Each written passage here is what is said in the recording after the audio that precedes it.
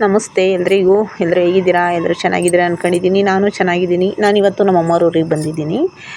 ನಮ್ಮಮ್ಮ ಸ್ವಲ್ಪ ಧೂಳು ಒದ್ರು ಕೊಡಬೇಕು ಮತ್ತು ಬಟ್ಟೆ ಒಗ್ಕೊಡ್ಬೇಕು ಕಣಮ್ಮ ಅಂತ ಹೇಳಿತ್ತು. ಅಂದರೆ ಅಕ್ಕನೂ ಬರ್ತಾವ್ರೆ, ಅಕ್ಕ ಇನ್ನೂ ಬಂದಿರಲಿಲ್ಲ. ನಾನು ಹೋದೆ ಬೇಗನೆ. ನಾನು ಬಿಡು ಅಂತ ಸುಮ್ಮನಾಗಿದ್ದೆ. ಆದರೆ ಇವತ್ತು ಭಾನುವಾರ ಇತ್ತಲ್ವ, ಹಾಗಾಗಿ ಹೋದೆ. ಅಮ್ಮ ಸ್ವಲ್ಪ ಬಟ್ಟೆ ನೆನೆಸಿಟ್ಟಿದ್ರು, ನಾನು ಹೋಗಿ ಸ್ವಲ್ಪ ಬಟ್ಟೆ ನೆನೆಸ್ದೆ. ನೀರೆಲ್ಲ ತುಂಬಿ ಡ್ರಮ್ಗಳೆಲ್ಲ ನೀರು ತುಂಬ್ಕೊಂಡಿದ್ರು. ಮತ್ತು ಅಮ್ಮ ಅಡುಗೆ ಮಾಡ್ತಾಯಿದ್ರು. ನಾನು ಹೊರಗಡೆ ಬಟ್ಟೆ ನೆನೆಸಿಟ್ಟಿದ್ದೆ, ಹಾಗೆ ವಿಡಿಯೋ ಮಾಡ್ಕೊತಾ ಇದ್ದೀನಿ. ಇದು ನೋಡಿ ನಿಲ್ಲಿ, ಇದು ಸುಮ್ಮನೆ ಶೋಗೆ ಹಾಕಿರೋದ ಏನಕ್ಕೆ ಹಾಕಿರೋದು ಅಂತ ಗೊತ್ತಿಲ್ಲ. ಆದ್ರೂ ಇದ್ರಲ್ಲಿ ನೀರೇ ಬರಲ್ಲ. ಮನೆ ಗಂಗೆ ಅಂತೆ, ಇದು ಗಂಗೆನೇ ಬರಲ್ಲ ಅದರೊಳಗಡೆ. ನೋಡಿ ನಮ್ಮಮ್ಮ ಅಡುಗೆ ಮಾಡ್ತಾವ್ರೆ. ಬನ್ನಿ ಒಳಗಡೆ. ಅಮ್ಮ ಏನು ಅಡುಗೆ ಮಾಡವ್ರೆ ತೋರಿಸ್ತೀನಿ ನಿಮಗೆ.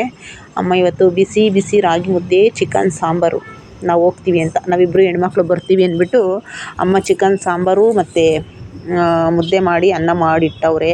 ನನಗೆ ಮುದ್ದೆ ತಿರುವು ಅಂದರು. ನನಗೆ ತಿರುವಾಗಿ ಬರಲಿಲ್ಲ. ಅಂದರೆ ತಪ್ಪಲೆಯಲ್ಲಿ ಅದೇನೋ ಇಕ್ಳ ಹಾಕ್ಬಿಟ್ಟು ತಿರುತೈತೆ ನಮ್ಮಮ್ಮ. ನಾವು ಟೀ ಎಲ್ಲ ತೆಗಿತೀವಲ್ಲ, ಟೀ ಪಾತ್ರೆ ತಕ್ಕಂತೀವಲ್ಲ, ಆ ಥರದ್ದು ಹಾಕ್ತಿರುತ್ತೈತೆ. ನನಗೆ ಆ ಥರ ಬರೋಲ್ಲ. ಅದಕ್ಕೇ ನಂಗೆ ಬರೋಲ್ಲ ಅಂದೆ. ನಮ್ಮ ಅಮ್ಮನೇ ತಿರುವಿ ಮುದ್ದೆ ಕಟ್ಟಿದ್ರು. ಮುದ್ದೆ ಕಟ್ಟಿ ಒಂದು ಸ್ವಲ್ಪ ಹಂಗೆ ಇತ್ವೇನೆಲ್ಲ ತೊಳೆದಿಡ್ತಾವ್ರೆ. ನೋಡಿ, ಇಲ್ಲಿ ಬಂದು ನಾನು ಅಕ್ಕ ಬರಲಿ ಊಟ ಮಾಡೋಣ ಅಂದ್ಬಿಟ್ಟು ಅಷ್ಟೊತ್ತಿಗೆ ಬರೋಷ್ಟೊತ್ತಿಗೆ ಬಟ್ಟೆ ಒಗ್ಯೋಣ ಅಂತ. ಅಂದರೆ ಆ ಕಡೆ ತುಂಬ ಮಳೆ ಇಳ್ಕೊಂಬಿಟ್ಟಿತ್ತು. ಹಂಗಾಗಿ ಇನ್ನು ಮಳೆ ಬಂದರೆ ಬಟ್ಟೆ ಒಗ್ಯೋಕ್ಕಾಗಲ್ಲ ಅಂದ್ಬಿಟ್ಟು ನಾನು ಬಟ್ಟೆ ಬೇಗ ಒಗ್ದಾಕ್ಬಿಡೋಣ ಅಂದ್ಬಿಟ್ಟು ನೀರು ತುಂಬ್ಕೊಂಡು ಒಗಿತಾ ಇದ್ದೀನಿ. ಅಮ್ಮ ನಾನೆಲ್ಲ ಜಾಲ್ಸಾಕ್ತೀನಿ, ನೀನು ಅಂದರೆ ನಾನು ಜಾಲ್ಸಾಕೋಣ ಅಂತಲೇ ಅಂದ್ಕೊಂಡಿದ್ದೆ. ಅಮ್ಮ ಅಷ್ಟೊತ್ತಿಗೆ ಕಂಫರ್ಟ್ ಏನೋ ಹಾಕ್ತಾರಂತೆ ಬಟ್ಟೆಗೆ. ಅದಕ್ಕೆ ಅಮ್ಮ ನೋಡಿ ನಮ್ಮೂರವರೆಲ್ಲ ನಮ್ಮ ಮನೆ ಹತ್ರ ಇರೋರೆಲ್ಲ ನಿಂತ್ಕೊಂಡು ನೋಡ್ತಾಯಿದ್ರು. ನಾನು ಕೆಲ್ಸಕ್ಕೆ ನಿಂತ್ಕೊಂಡ್ರೆ ಯಾರ ಕಡೆಗೂ ಗಮನ ಕೊಡೋಲ್ಲ. ನಾನು ಮಾಡ್ತಾಯಿರ್ತೀನಿ ನನ್ನ ಕೆಲಸ. ನಾನು ಜಾಸ್ತಿ ಏನು ಕೊಳೆ ಆಗಿರಲಿಲ್ಲ. ಹಂಗಾಗಿ ಒಂದು 3-4 ಸೀರೆಗಳೆಲ್ಲ ಇದ್ದವು. ಎಲ್ಲ ಹಂಗೆ ಒಗ್ದಾಕೋಣ. ಆ ಕಡೆ ಕೌದಿಗಳೆಲ್ಲ ಇದ್ದವು, ನೆನೆಯಕ್ಕಿತ್ತು ರಗ್ಗಳೆಲ್ಲ. ಅವನ್ನ ಹಂಗೆ ಸ್ವಲ್ಪ ಒಗ್ದಾಕ್ಬಿಡೋಣ ಅಂದ್ಬಿಟ್ಟು ಒಗಿತಾ ಇದ್ದೀನಿ ಕೂತ್ಕೊಂಡು. ಮಳೆ ಬೇರೆ ಹಿಡ್ಕೊಂಡೈತೆ, ಬೇಗ ಒಗ್ದಾಕೋಣ ಅಂತೇಳಿ ಒಗಿತಾ ಇದ್ದೀನಿ. ಅಕ್ಕ ಬರೋಷ್ಟೊತ್ತಿಗೆ ನನ್ನ ಬಟ್ಟೆನೇ ಆಗೋಗ್ತವೇನೋ ಗೊತ್ತಿಲ್ಲ.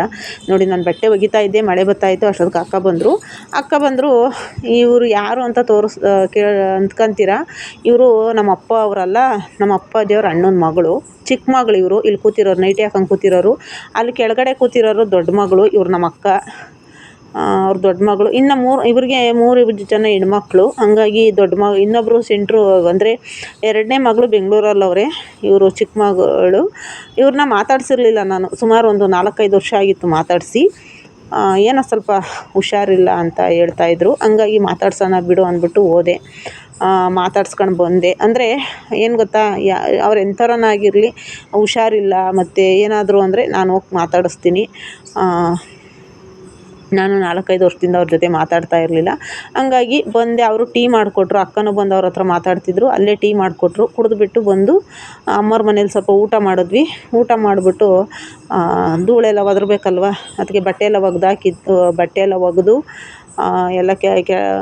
ಎಲ್ಲ ಕೆಲಸ ಮುಗಿಸಿ ಇವಾಗ ಧೂಳು ಒದರಬೇಕು. ಅದಕ್ಕೆ ಇವೆಲ್ಲ ಸ್ವಲ್ಪ ಕೊಡ್ತಾ ಇದ್ದೆ. ಏಣಿ ಮೇಲೆ ನಿಂತ್ಕೊಂಡಿದ್ದೀನಿ.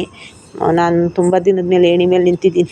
ಇದ್ರ ಮೇಲೆಲ್ಲ ಹತ್ತಿ ನನಗೆ ಅಭ್ಯಾಸ ಐತೆ. ಏಣಿ ಮೇಲೆ ಎಲ್ಲ ಹತ್ತು ಅಭ್ಯಾಸ ಐತೆ. ಅಂದರೆ ಊರಲ್ಲಿ ಬಣವೆ ಹಾಕ್ತಾಯಿದ್ವಿ. ರಾಗಿ ಹುಲ್ಲಿನ ಬಣವೆ ಹಾಕಬೇಕಾದ್ರೆ ಮೆಕ್ಕೆಜೋಳ ಅಂತ ಬರುತ್ತಲ್ಲ, ಸೆಂಟ್ರಲ್ ಅಕ್ಕಡಿ ಜೋಳ ಅಂತ ಅಂತೀವಿ ನಮ್ಮ ಕಡೆ. ಬಿಳೆ ಜೋಳನ ಅಕ್ಕಡಿ ಜೋಳ ಅಂತ ಅಂತೀವಿ. ಆ ಜೋಳದ ದಿಂಡನ್ನ ನಾನು ಮೇಲಕ್ಕೆ ಬಣವೆ ಮೇಲೆ ಹಾಕ್ತಾಯಿದ್ದೆ, ಏಣಿ ಮೇಲೆ ಹತ್ಬಿಟ್ಟು. ಹಂಗಾಗಿ ನಂಗೆ ರೂಢಿ ಐತೆ.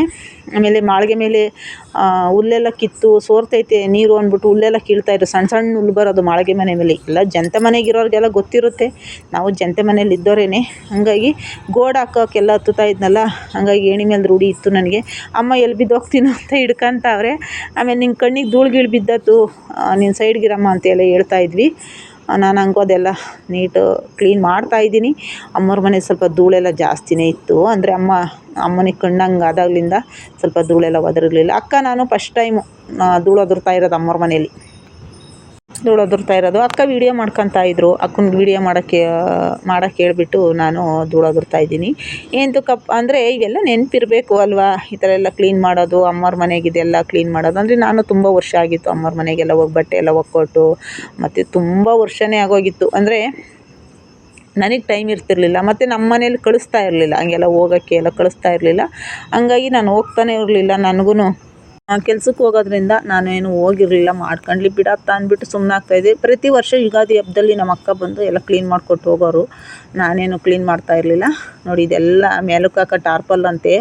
ಅಮ್ಮ ಮಳೆಗಾಲದಲ್ಲಿ ಮೇಲ್ಗಡೆ ಸೀಟಿನ ಮೇಕೆ ಟಾರ್ಪಲ್ ಹಾಕ್ತಾರೆ. ಯಾಕಂದರೆ ಅಮ್ಮವ್ರ ಮನೆ ನೋಡಿ ಇಷ್ಟು ಕಷ್ಟಪಟ್ಟು ಮನೆ ಕಟ್ಸೈತೆ, ಆದರೂ ಸೀಟಿನ ಮನೆ ಆದರೂ ಸೋರುತ್ತೆ ನಮ್ಮಮ್ಮವ್ರ ಮನೆ. ಅಂದರೆ ಅದೇನೋ ಇದನ್ನ ಹಾಕ್ತಾರಲ್ಲ ಸೀಟ್ಗೆಲ್ಲ ನೀಟಾಗಿ ಇದು ಮಾಡಿಲ್ಲ. ಆಮೇಲೆ ಸಿಮೆಂಟಿನ ಗೋಡೆದಿದ್ದು, ಸಿಮೆಂಟಿನ ಗೋಡೆ, ಹಂಗಾಗಿ ಕ್ಯೂರಿಂಗ್ ಚೆನ್ನಾಗಿ ಮಾಡೈತೆ, ಆದ್ರೂ ಜನಿತೈತೆ ನೆಲ. ಮತ್ತು ನೆಲ ಎಲ್ಲ ಒಂಥರ ಮಳೆಗಾಲದಲ್ಲಿ ನಮ್ಮ ಅಮ್ಮವ್ರ ಮನೇಲಿ ಕೂತ್ಕೊಳ್ಳೋಕ್ಕೆ ಆಗೋಲ್ಲ, ಅಷ್ಟು ತಣ್ಣಗೆ ಕೊರಿತಿರ್ತೈತಿ ನೆಲ, ಅಷ್ಟು ಒಂದಿದು. ಆದರೂ ಹೆಂಗೋ ಕಷ್ಟಪಟ್ಟು ಒಂದು ಮನೆ ಕಟ್ಟಿಸ್ಕೊಂಡೈತೆ.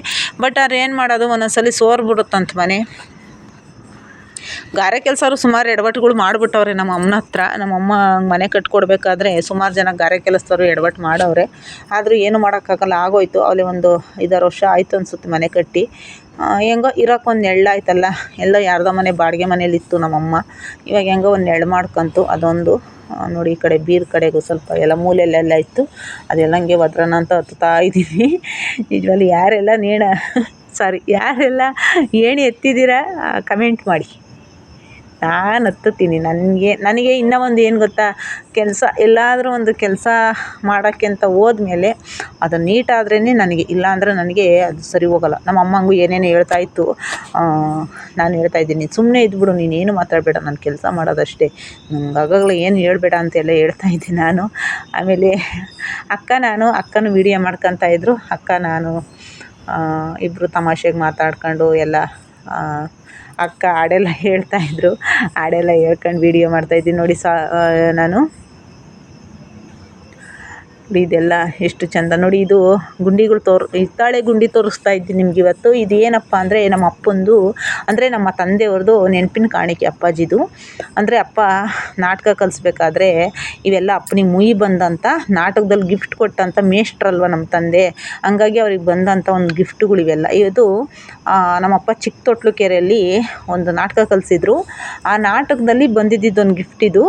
ಇದನ್ನು ನಮ್ಮ ಮದುವೆ ಆಗಿರಲಿಲ್ಲ ಅವಾಗಿನ, ನಾವು ಚಿಕ್ಕ ಮಕ್ಕಳು, ಅವಾಗ ಬಂದಿದ್ದು. ಆವಾಗ ನೋಡಿ, ಇದು ಹೆಸ್ರು ನೋಡಿದ್ವಿ, ಹೆಸ್ರು ಸಿಗಲಿಲ್ಲ ನನಗೆ ಇದರಲ್ಲಿ. ಅಂದರೆ ಸ್ವಲ್ಪ ಹುಣಸೆಹಣ್ಣೆಲ್ಲ ತಿಕ್ಕಿ ಚೆನ್ನಾಗಿ ತೊಳೆದಿದ್ರೆ ಹೆಸ್ರು ಕಾಣಿಸೋದೇನೋ, ಬಟ್ ಅಲ್ಲಿ ಹೆಸ್ರು ಎಲ್ಲ ಕರೆ ಆಗಿಬಿಟ್ಟೈತೆ ನೋಡಿ. ಇಲ್ಲಿ ಹೆಸ್ರು ಹುಡುಕ್ತಾ ಇದ್ದೀನಿ, ಐತೆ ಹೆಸ್ರು, ಬಟ್ ಇಲ್ಲಿ ವೀಡಿಯೋದಲ್ಲಿ ಕಾಣಿಸ್ತಾ ಇಲ್ಲ ಅಷ್ಟೇ. ಇದು ನೋಡಿ, ಇದು ಕೇತುಹಳ್ಳಿ ಅಂತ, ದಾವಸ್ಪೇಟೆ ಹತ್ರ ನೇರಳಾಪುರ ಕೇತುಹಳ್ಳಿ ಎಲ್ಲರಿಗೂ ಗೊತ್ತಿರುತ್ತೆ. ಅಲ್ಲಿ ಒಂದು ಕೊಟ್ಟಂಥ ಒಂದು ಕೊಳಗ ಅಂತೆ ಇದು. ನಮ್ಮ ಅಪ್ಪವ್ರು ನಾಟಕದ್ದಿದ್ದು. ನಮ್ಮ ಅಪ್ಪಂಗೆ ನಾಟಕ ಎಲ್ಲ ಆದಮೇಲೆ ಲಾಸ್ಟ್ಗೆ ಈ ಥರ ಐಟಮ್ ಕೊಡ್ತಾಯಿದ್ರು. ಅದೆಷ್ಟು ಜನ ನೀರು ಕಾಸು ಹುಯ್ಕೊಂಡವ್ರು ಅದ್ರಾಗೆ, ಅದು ಲೆಕ್ಕನೇ ಇಲ್ಲ.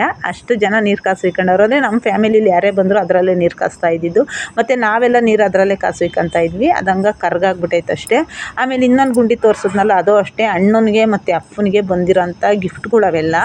ಹಂಗಾಗಿ ಅವನ್ನ ಹಂಗೆ ಅಮ್ಮ ಕಟ್ಟಿಡಮ್ಮ ಮೇಲಕ್ಕೆ ಅಂದರು. ಸರಿ ಆಯಿತು ಅಂತ ಹಂಗೆ ಕಟ್ಟಿಡ್ತಾ ಇದ್ದೀನಿ.